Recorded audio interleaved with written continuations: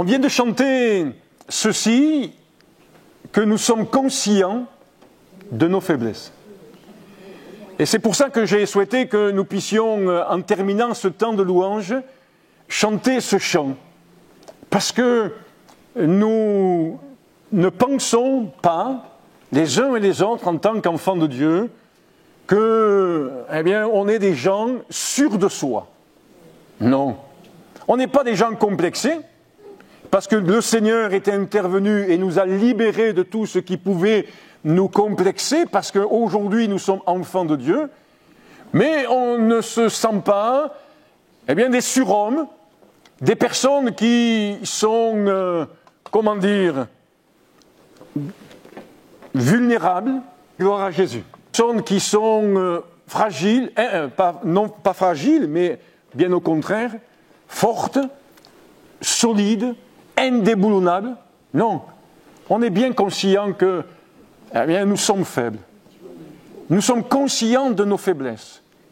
Et c'est pour ça que nous aimons nous approcher de Jésus. Et nous aimons nous approcher de Dieu parce que il est, lui, le fort. Il est, lui, le rocher. Il est, lui, la forteresse.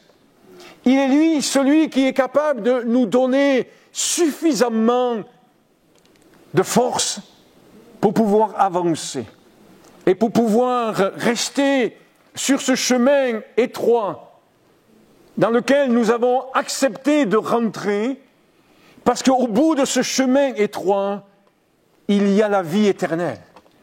Il y a le fait que nous serons dans la présence de Dieu. Et déjà, nous goûtons au bienfait de la présence de Dieu. Nous avons, comme le dit la parole de Dieu, nous sommes au bénéfice des arts de l'esprit. Nous bénéficions déjà de quelques rudiments, quelques sentiments qui nous amènent à dire oui, que c'est glorieux de pouvoir être avec le Seigneur. Et ce matin, je voudrais que nous puissions nous rappeler les uns et les autres, au travers d'un texte que nous trouvons dans l'épître de Jude. C'est juste avant l'Apocalypse. C'est donc l'avant-dernier livre de la Bible. Jude au chapitre 1, puisqu'il n'y en a qu'un. Et nous lirons à partir du verset 20. Et je voudrais que nous puissions nous rappeler ce matin que notre Seigneur est avec nous sur ce chemin. Notre Seigneur veille sur ses rachetés et ses enfants, même si le chemin est étroit ou resserré, même s'il y a des combats, même s'il y a la tentation, il y a les convoitises, il y a des chutes possibles. Le Seigneur est celui qui a promis de veiller sur nous. Je dis, même s'il peut y avoir des chutes possibles, c'est pourquoi je suis conscient que nous avons besoin de nous rappeler les uns et les autres combien Dieu ne nous laisse pas seuls, mais qu'il veille sur nous et qu'il veut nous accompagner. Et si il y a des chutes qui sont possibles, je veux me dire à moi, et je veux qu'on puisse se dire aussi les uns et les autres, si la chute est possible, nous voulons aussi dire que la chute est interdite. Et nous ne voulons pas chuter. Nous ne voulons pas tomber. Nous ne voulons pas succomber à la tentation, à la convoitise des yeux, à la convoitise de la chair. Non, nous voulons rester debout. Nous voulons rester sur ce chemin, conscients de nos faiblesses, d'une part, ou d'un côté, mais conscients que nous avons avec nous quelqu'un qui est capable de nous garder et de nous accompagner. Alors on lit ce paragraphe, même si on va s'arrêter plus particulièrement par rapport à ce que je viens de dire au verset 24. Pour vous, verset 20, bien-aimés, vous édifiant vous-même. Et pourquoi je lis à partir du verset 20 ? Parce qu'on voit que de suite, l'apôtre nous met devant nos responsabilités. Il est dit, vous édifiant vous-même. En d'autres termes, n'attendez pas que quelqu'un vous édifie. N'attendez pas simplement que, de recevoir de la nourriture du pasteur ou d'un autre moyen, mais vous édifiant vous-même sur votre très sainte foi et priant par le Saint-Esprit. Là, on est dans une dimension pentecôtiste. Maintenez-vous dans l'amour de Dieu. Et le mot « maintenir » a son importance par rapport à ce que je viens de dire précédemment. En attendant la miséricorde de notre Seigneur Jésus-Christ pour la vie éternelle. Reprenez les uns ceux qui contestent, sauvez-en d'autres en les arrachant du feu, et pour d'autres encore, ayez une pitié mêlée de crainte, haïssant jusqu'à la tunique souillée par la chair. Verset 24. Or, à celui qui peut vous préserver de toute chute et vous faire paraître devant sa gloire irréprochable et dans l'allégresse, à Dieu seul, notre Sauveur, par Jésus-Christ, notre Seigneur, soit gloire, majesté, force et puissance, dès avant tous les temps et maintenant, dans tous les siècles. Amen. Je ne vous apprends rien si vous êtes un lecteur de la Bible. Il est écrit à maintes reprises dans la parole de notre Dieu d'être sur nos gardes. Pourquoi ? Parce que je le disais avant la lecture de ce passage, il est possible de chuter, de tomber et de succomber aux différentes tentations que le diable voudrait ou pourrait mettre devant nous. Je ne sais pas, pour vous, quels sont les passages de la parole de Dieu qui vous servent d'avertissement, qui vous permettent d'être mis en garde sur cette éventualité, sur cette possibilité de chuter, de tomber. Mais il y en a quelques-uns qui, pour moi, sont comme des garde-fous. Ces versets résonnent encore dans mon cœur. Pourquoi ? Parce que Dieu les a mis en moi dès le début de ma conversion, dès le début de ma vie avec lui, où j'ai commencé à lire la Bible, et au travers de certaines prédications, au travers de certaines circonstances, situations et même rencontres, je vous en parlerai tout à l'heure de cela, Dieu a déposé dans mon cœur, et je pense aussi dans le vôtre, d'être sur nos gardes, d'être vigilants, parce que la chute est possible, et pourtant, on veut se dire que la chute est interdite. Pourquoi ? Parce qu'il en va du salut de notre âme, et comme nous l'avons lu dans le texte, nous voulons attendre la miséricorde de notre Seigneur Jésus-Christ, c'est-à-dire le moment où nous serons enlevés, nous, c'est rachetés, pour entrer dans sa gloire. Et parmi ces versets qui encore résonnent dans mon cœur, à plus forte raison de par la responsabilité que je peux avoir au sein de l'Église, il y a ce verset qui revient à 3 reprises dans la bouche, et plus particulièrement dans les écrits de David, lorsqu'il compose ce cantique funèbre, alors que Saül et Jonathan viennent de mourir d'une manière particulière, atroce, dans un combat, dans un moment de défaite pour le peuple d'Israël, et puis de mourir aussi parce qu'il y a eu chez l'un plus que chez l'autre, même si Jonathan, nous pouvons l'englober dans cela, un endurcissement et un déclin spirituel. Et lorsque David compose ce cantique funèbre, vous trouvez cela dans le deuxième livre de Samuel au chapitre 1. Et donc, à 3 reprises, il va dire cette question, il va poser cette interrogation, comment se fait-il que des héros sont tombés? Comment des héros sont-ils tombés? En d'autres termes, pour un peu moderniser le langage, dans la forme mais pas dans le fond, on pourrait se dire aujourd'hui, mais comment cette femme de Dieu, cette femme impliquée dans l'œuvre de Dieu, cette servante du Seigneur, cette missionnaire, cette femme impliquée dans l'Église avec assiduité, persévérance, comment cet homme, ce responsable, ce chrétien engagé, élevant sa voix dans la louange, dans l'adoration, étant là dans la prière, étant là dans une bonne disponibilité pour servir Dieu, pour répondre oui lorsqu'il y a un besoin. Je prends des exemples comme cela.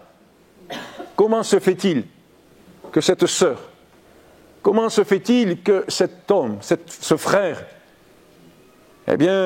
ont chuté, sont tombés, se sont laissés prendre dans les pièges de l'ennemi, dans les filets de l'oiseleur? Comment cela se fait-il? Oui, la parole de Dieu nous dit à maintes reprises d'être vigilants. Je ne m'attarderai pas, frères et sœurs, et je ne le fais pas par négligence, sur le fait qu'on sait, vous le savez, et peut-être c'est déjà venu à votre esprit alors que vous m'écoutez, que la parole de Dieu nous dit de veiller et prier. Je ne m'attarderai pas sur ce fait, mais je voudrais aller plus loin et plutôt, avoir ce regard de foi, ce regard encourageant, ce regard rassurant aussi, comme ce regard du Père céleste envers ses enfants, qui veut nous dire ce matin ce que nous avons lu au verset 24, qui veut nous dire qu'il est capable de nous garder, de nous préserver, qu'il est capable de nous protéger, afin que nous ne chutions point, que nous ne tombions point. Et permettez donc que pendant quelques minutes, je puisse vous exhorter, vous encourager à ce sujet. Dans le psaume 118, le verset 13, David va dire ceci, et il parle à son ennemi. Il va dire, tu me poussais pour me faire tomber, mais l'Éternel m'a secouru. Nous sommes convaincus par la parole de Dieu que lorsque l'ennemi nous tente, nous ne sommes pas seuls. Dieu est là. Alors parfois, nous le percevons plus ou moins bien. Nous le discernons plus difficilement que d'autres fois. Mais Dieu est là. Parce que Dieu a fait cette promesse d'être avec nous tous les jours. Et tous les jours, c'est les jours où je peux être dans un moment de faiblesse. Peut-être un moment de faiblesse plus intense qu'un autre jour. Parce qu'il y a peut-être mon corps qui est fébrile. Parce qu'il y a une épreuve qui est là, présente. Peut-être parce que, je me retrouve là devant une situation où je ne sais comment me comporter. Mais soyons assurés qu'à tout moment de la nuit et du jour, de l'enfant de Dieu, Dieu est là. Il ne peut pas en être autrement par rapport à toutes ces promesses qui englobent une promesse, c'est que Jésus a promis d'être fidèle. Et il ne peut se renier lui-même. En d'autres termes, il ne peut se rétracter. Quelle bénédiction! Ce matin, laissons l'Esprit de Dieu et la parole de Dieu nous rappeler cette réalité. Cette réalité qui montre la bonté de Dieu, la miséricorde de Dieu. Et le mot miséricorde paraît dans le texte que nous avons lu tout à l'heure. Oui, la chute est possible. La Bible certes commence en nous révélant le pouvoir créateur de Dieu et nous dévoile le processus de création, mais que s'est-il passé après? La Bible commence, qu'on le veuille ou qu'on ne le veuille pas, avec le récit d'une chute.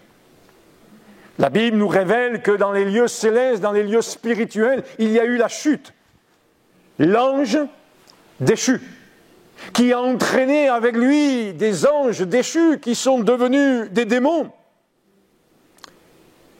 Oui, la Bible nous rappelle que la chute est possible, mais elle est interdite.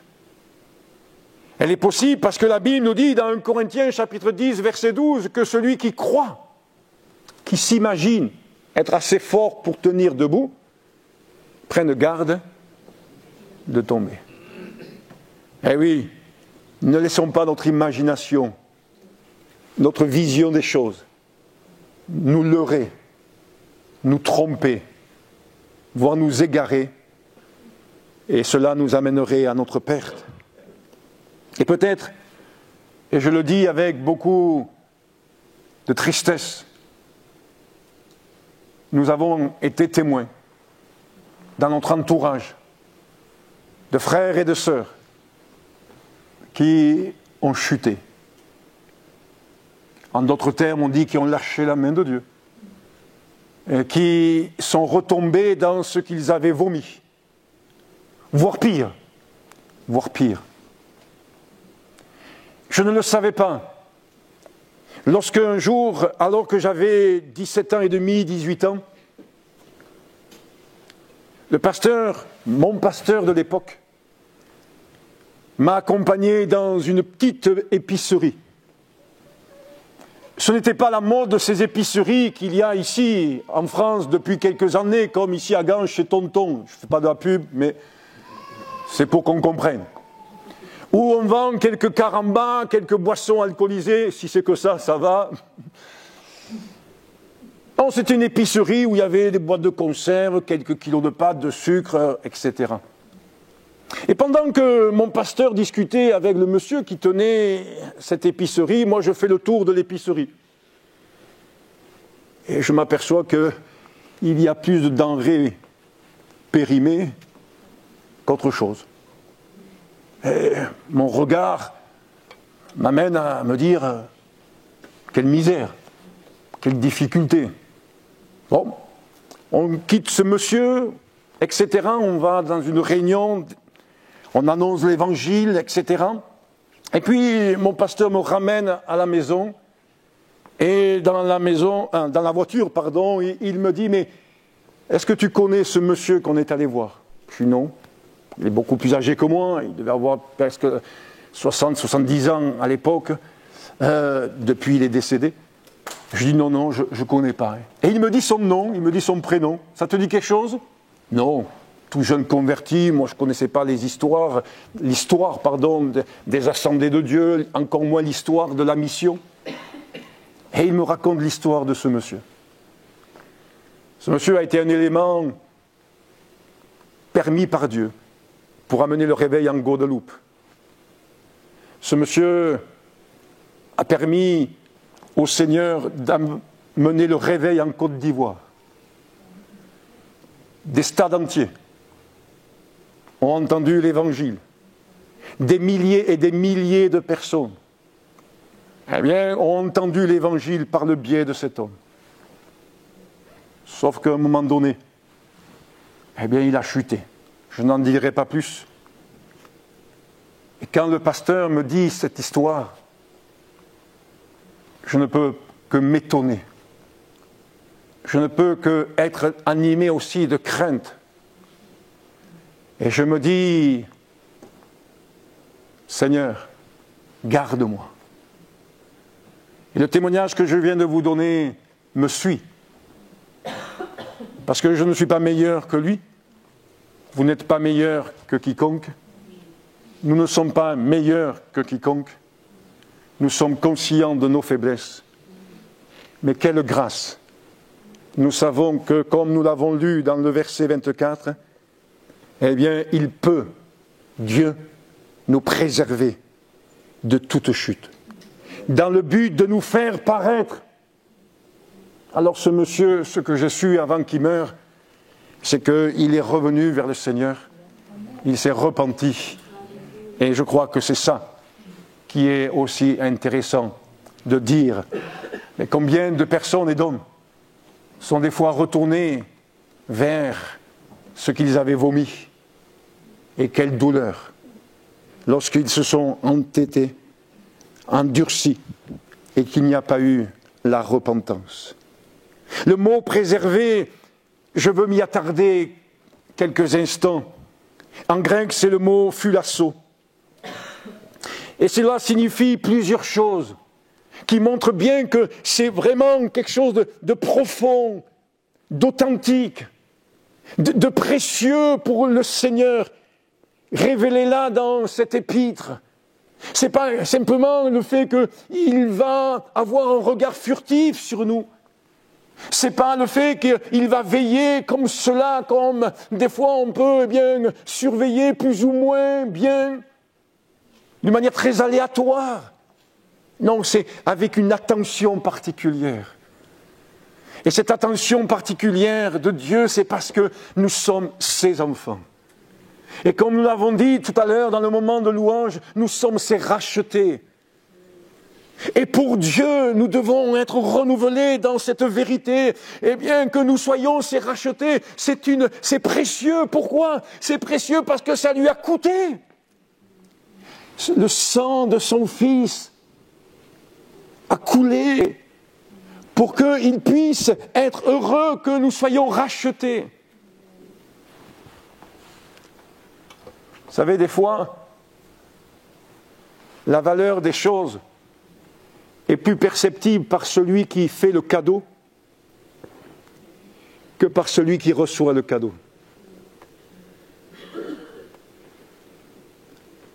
Mes parents me racontaient ceci, et j'aime bien le raconter à mes enfants, qu'à Noël,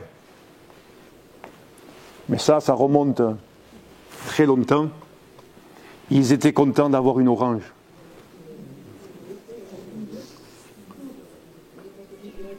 Et quand j'écoutais cela de mes parents, je me disais, mais quelle dimension, quelle valeur peuvent avoir les choses. Et ils me disaient ceci, mais on sentait bien, on percevait bien que pour leurs parents, offrir une orange, c'était précieux. Et nous avons, nous aussi, dans notre génération, offert des choses, et des fois, eh bien, sans que les enfants le disent, je ne dirais pas on s'est saigné, parce que ça ne serait pas bien adapté, mais quand même, on a puisé dans les fonds de tiroir.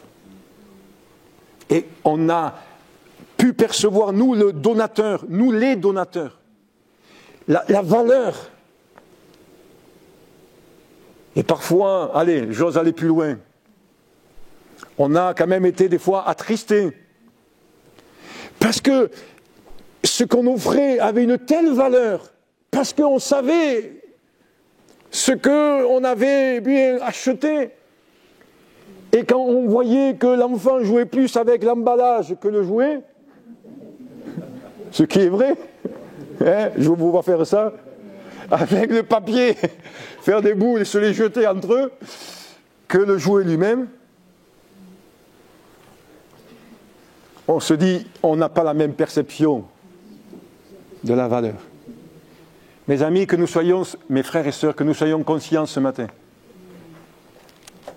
que le fait que Dieu nous voit comme ses rachetés a une valeur qui dépasse notre entendement. Que Dieu nous aide à comprendre cela.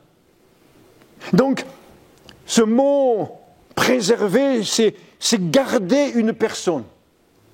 Mais la garder dans un sens de sécurité, pour sa sécurité. Pour sa sécurité. Garder pour en prendre soin. Le conserver. Le garder pour pas qu'il soit abîmé. Qu'il soit détérioré. Et Dieu, s'il veut nous préserver de toute chute, c'est justement pour nous garder de blessures, de souffrances, de brisements, même d'humiliation. Combien des frères et des sœurs, et moi-même parfois aussi, eh bien, devant le fait que, eh bien, on s'est laissé aveugler par l'ennemi et que, eh bien, on a chuté, on a perdu un peu, eh bien, nos repères spirituels. Combien on s'est senti misérable. Et je comprends pourquoi Pierre a pleuré amèrement après le reniement. Mais Dieu est là et il nous donne le pouvoir, la force et la capacité. Et il intervient pour nous conserver, pour nous tenir sous sa garde. Il veille. Je vous disais tout à l'heure, je ne vais pas m'attarder sur veiller et prier, mais sachez que Dieu est celui qui veille sur nous. Ce mot signifie que le Seigneur intervient et agit pour nous empêcher d'être amenés au loin. Et ce sens du mot en grec m'a interpellé. Parce que je me dis, oui Seigneur, tu nous avertis, tu nous préviens, tu nous parles. Ton esprit travaille notre conscience, tu nous parles dans notre conscience, parce que notre conscience est sensible à ta voix, à ton esprit, à ta parole. Et tu fais en sorte, eh bien, d'œuvrer pour nous empêcher. Ah, je sais bien qu'on n'aime pas empêcher aujourd'hui. Hein. On aime être libre, sans limite, sans borne. Mais Dieu, des fois, il veut nous empêcher d'être amenés au loin. Ce mot signifie même préserver la sûreté et l'altération. Dieu considère que nous sommes beaux. Dites-vous-le quand vous vous regardez à la glace le matin. Et parce que nous sommes beaux à ses yeux, il ne veut pas que nous soyons altérés, abîmés, en d'autres termes, flétris, en d'autres termes, avec, je regarde personne, excusez-moi, avec des rides. Non, non. Il ne veut pas cela. Il veut nous préserver dans notre beauté initiale. C'est pas beau, ça? Ailleurs dans la Bible, il est dit ceci, que Dieu ne veut pas que l'or perde de son éclat. En d'autres termes, Dieu veut nous dire ce matin, mon enfant, ma fille, mon fils, je ne veux pas que tu perdes cet éclat de la nouvelle naissance. Cet éclat du salut que j'ai mis en toi. Cette beauté que j'ai déposée en toi par mon esprit, par mon sang qui a lavé. Je t'ai lavé, je t'ai purifié. Tu es beau, tu es magnifique, tu es belle, tu es magnifique. Il y a le sceau de Dieu sur ta vie. Il y a le Saint-Esprit en toi. Il y a cette espérance, il y a la foi, il y a la crainte de Dieu. Il y a ces valeurs chrétiennes, ces valeurs spirituelles. Il y a une beauté inestimable. Et je ne veux pas, dit Dieu, que ce soit altéré. Alors je veux te préserver. Oh, bien sûr, pas dans un cocon, parce qu'on sait que nous sommes dans le monde. Et c'est pourquoi, je disais tout à l'heure, la chute est possible. Mais nous avons cette assurance que Dieu peut nous tenir, que Dieu peut nous garder, que Dieu peut nous protéger, que Dieu peut nous conserver, pour terminer avec l'explication de ce mot, nous conserver contre la perte ou le périssement. Vous n'êtes pas appelés à être une denrée. Nous ne sommes pas appelés à être une denrée périssable. Dieu veut toujours nous apporter d'être vivifiés et d'être bénis. Oui, la chute est possible, mais Dieu peut nous préserver de toute chute. Et il nous donne force, sagesse, crainte et courage pour tenir bon. Le chant numéro 163 sur le DPS, on ne le chante pas souvent, mais peut-être que ça nous reviendra, dit ceci: sois fort, tiens bon, le Seigneur est avec toi. Quelle grâce de pouvoir se le dire fraternellement, s'échanger. Et quand, eh bien, oui, on sait qu'une sœur passe par la maladie, un frère passe par une autre style d'épreuve, eh bien, de pouvoir se dire, sois fort, tiens bon, le Seigneur est avec toi. Moi, je ne peux pas être avec toi. Le pasteur ne peut pas être avec toi. Et même, eh bien, si tu as des membres dans ta famille qui sont à Christ, ils ne peuvent pas être 24 heures sur 24 avec toi. À te dire, attention, sois vigilant, vigilante, pense à prier, sois dans la foi, reste dans le calme, le Seigneur est là. Mais par l'Esprit de Dieu, agissant en nous, il nous donne, eh bien, de pouvoir être assurés, eh bien, que oui, nous pouvons tenir bon. Et c'est pourquoi je veux noter avec vous ce matin ce fait, c'est que Dieu est celui qui nous donne d'être courageux. À plusieurs reprises dans la parole de Dieu et dans les évangiles, Jésus, voyant quelqu'un venir à lui, bien avant de le guérir, de lui parler, de le conseiller, de l'instruire, Jésus va dire à cette personne, prends courage. C'est-à-dire, eh bien, laisse le courage t'animer. Prends courage, c'est-à-dire saisis le courage. Et où c'est qu'on peut saisir du courage, de la force, de l'énergie? J'aime pas ce mot, mais je l'emploie quand même ce matin. Comprenez l'esprit. Eh bien, nous puisons cette force, cette énergie, ce courage, cette vaillance, ce zèle dans la communion avec Jésus et dans la personne de Jésus. Parce que quand Jésus dit à quelqu'un « prends courage », il est celui qui est la source du courage. Moi, je peux taper sur l'épaule de quelqu'un et puis de dire « allez, courage ». Bon. Oui. Lors d'enterrement, j'aime pas dire à ceux qui sont touchés, des proches, « allez, courage ». Permettez-moi, c'est juste un sentiment personnel. J'ai pas les moyens de donner du courage.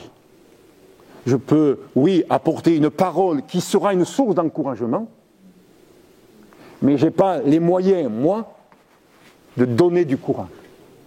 Par contre, je suis appelé en tant qu'enfant de Dieu, et vous aussi, nous aussi, de pouvoir donner des paroles qui amènent la personne à trouver le courage dans la personne même de Dieu.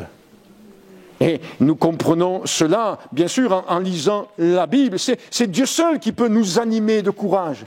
Un courage qui nous sera salutaire, un courage qui va nous amener à être beaucoup plus vigilants, un courage qui vient d'en haut, je dirais même un courage surnaturel. Permettez-moi de dire, j'espère ne pas être dans une erreur doctrinale, un courage spirituel, divin, que nous puisons en Dieu.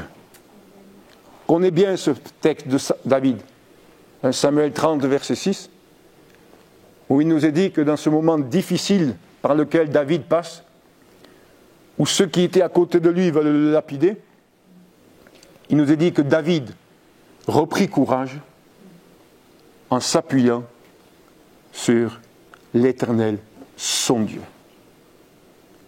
Et c'est ce courage que Dieu nous donne qui va nous aider à ne pas succomber, à ne pas chuter, à ne pas tomber. Il faut être courageux pour ne pas succomber à la convoitise des yeux. Eh oui. Il faut être courageux pour ne pas succomber à la convoitise de la chair.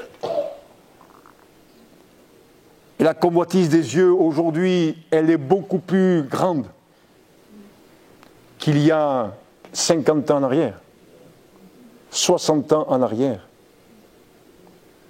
Un monsieur me disait que sa fille, qui est au lycée, a un téléphone préhistorique, à clapper. Oui, ça existe encore. Elle n'a pas de smartphone. parce qu'il ne veut pas qu'elle ait accès à tout ce qui est vidéo par un réseau ou un autre. Et il me dit, mais c'est difficile maintenant, parce que comme on est au lycée, eh bien, les profs demandent qu'il y ait une application sur le téléphone, il y ait des recherches qui soient faites, là, en cours. Et c'était un dilemme pour lui. C'est un choix familial, parental, je ne discute pas. Mais combien nous avons besoin, frères et sœurs, même nous des adultes. Je ne vais pas vous donner des fois les confidences qu'on peut me donner. Eh bien, de dire oui, on a besoin d'être courageux. Courageux de ce courage qui vient de Dieu. Pour dire non à la convoitise des yeux et de la chair, pour ne pas tomber, pour ne pas chuter et ne pas perdre notre salut. Prends courage. C'est ce que je mentionnais tout à l'heure. C'est l'ordre que le Seigneur donne. Et nous avons besoin d'en faire une prière quotidienne. Seigneur, aujourd'hui, donne-moi d'être courageux. Aujourd'hui, donne-moi d'être courageuse, Seigneur, face à ce que je vais rencontrer. Quand nous examinons l'entrée dans le pays de Canaan, les premiers chapitres du livre de Josué, nous n'avons pas le temps de lire ces versets, mais au chapitre 1, verset 8, Dieu dit à Josué, « Fortifie-toi et prends courage ».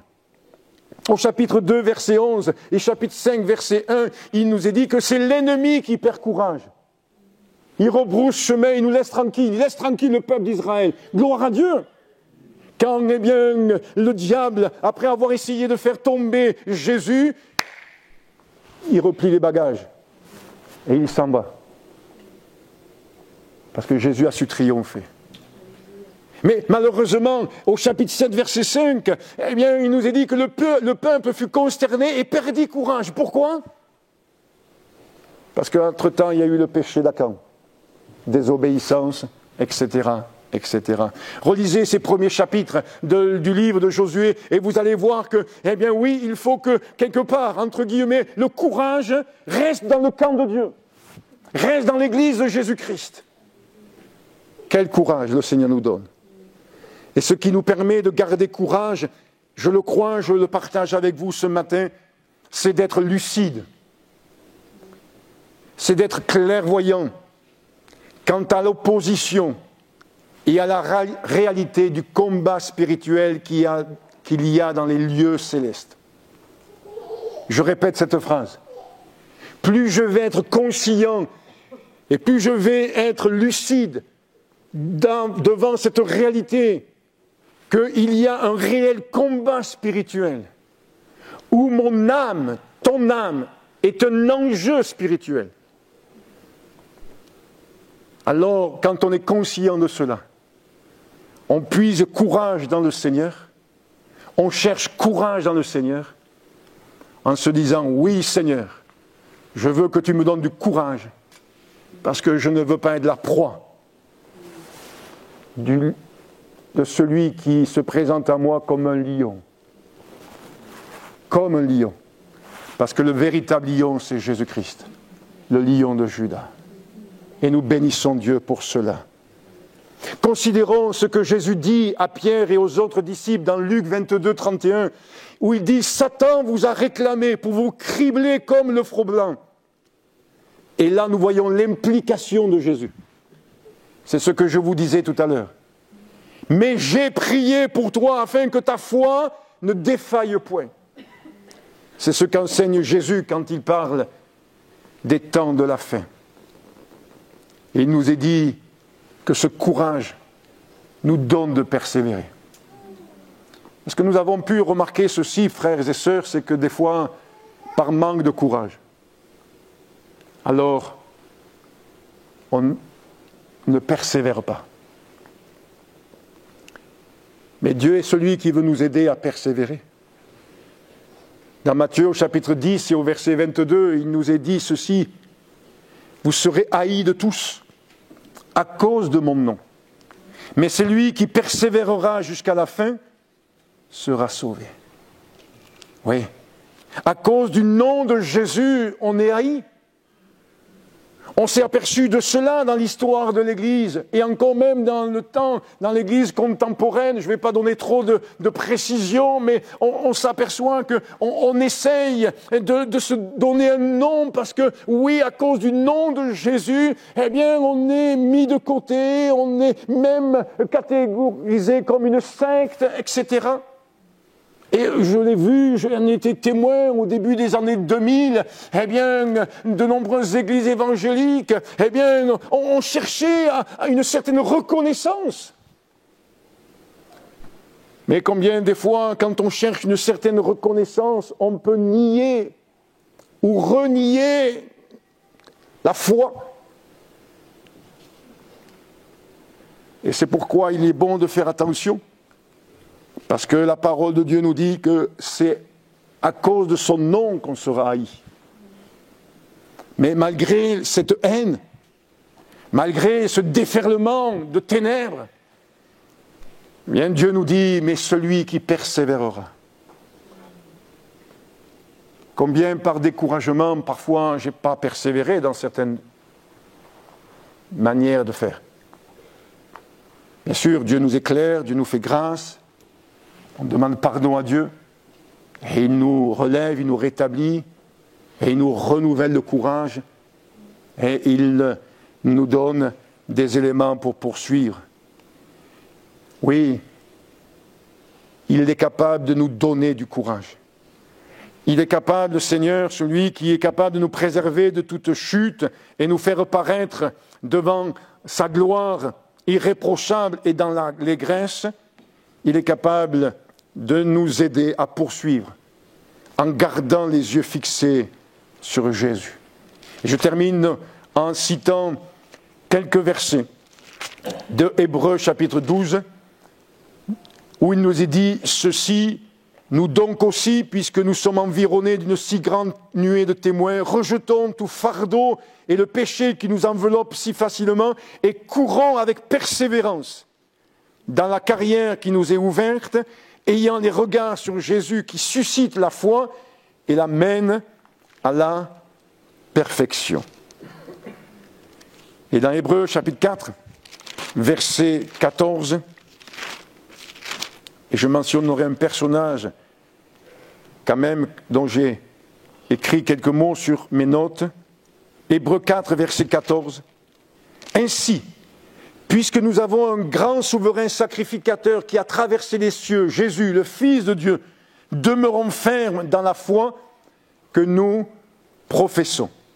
Et chapitre 6, versets 11 et 12, il nous est dit ceci, « Nous désirons que chacun de vous montre le même zèle, ou le même courage, la même hardiesse, la même force, pour conserver jusqu'à la fin une pleine espérance, en sorte que vous ne vous relâchiez point et que vous imitiez ceux qui, par la foi et la persévérance, héritent des promesses. » Dieu est capable de nous donner du courage.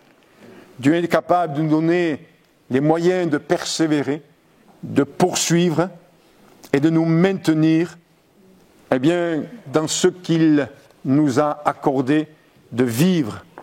Oui, persévérer, c'est maintenir en nous l'idée et la conviction que sans lui, nous ne pouvons rien faire.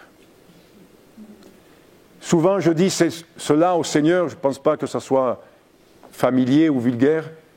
Je dis souvent au Seigneur dans ma prière, « Sans toi, je suis fichu. Sans toi, je suis fichu. Alors Seigneur, viens. » Et combien la prière, c'est ce moment où parfois nous nous humilions devant le Seigneur, en lui disant, « Seigneur, viens. Viens, sinon l'ennemi me détruit. Viens, sinon mon adversaire aura le dernier mot.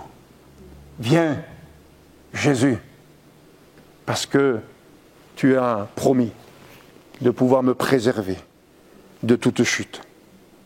Nous sommes perdus sans lui. » Je conclus, ce n'était pas prévu que ce soit cette conclusion, mais en mentionnant ce personnage de la Bible, Samson.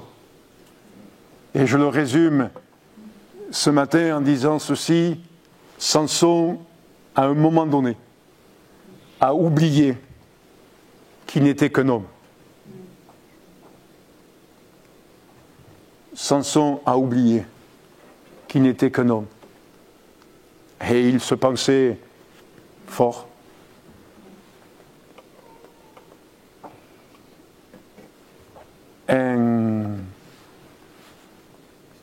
Indestructible. Voilà, merci de m'aider. Non, que Dieu nous donne d'être dans l'humilité et que nous puissions être dans la foi à celui qui peut nous préserver de toute chute.